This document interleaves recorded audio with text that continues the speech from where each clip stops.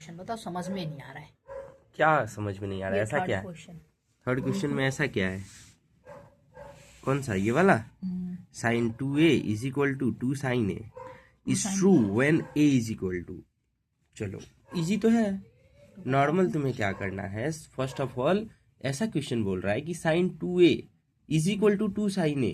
क्या ये सच है? क्या ऐसा हो सकता है? जब ए मीन्स एंगल ए पे एंगल अगर 0 डिग्री रख दे तो क्या sine 2a is equal to 2 sine A हो सकता है? तो हमें पहले इसको चेक करना है।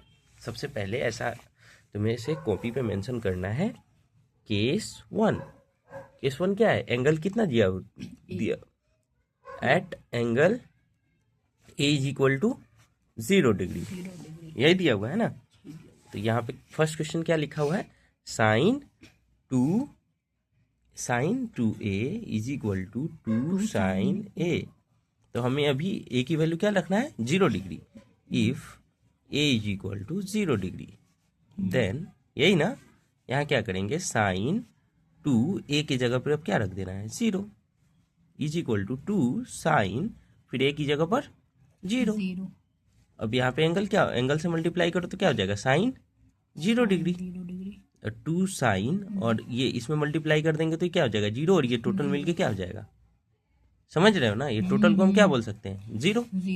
अब ये साइन 0 डिग्री का मान कितना होता है? साइन 0 डिग्री का मान होता है 1। साइन 0 डिग्री कितना होता है भाई?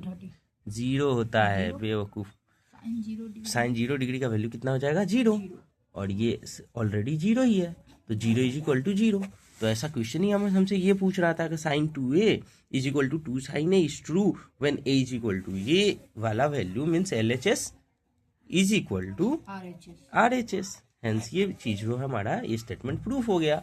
यहाँ पे हम ऐसा बोल सकते हैं साइन 2a और is equal to 2 sine A when angle जब हम क्या रख देंगे?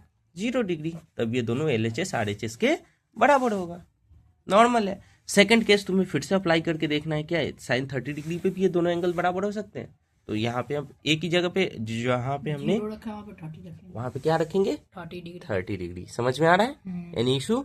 No. If you will have any question again you will ask me. Okay, thank you.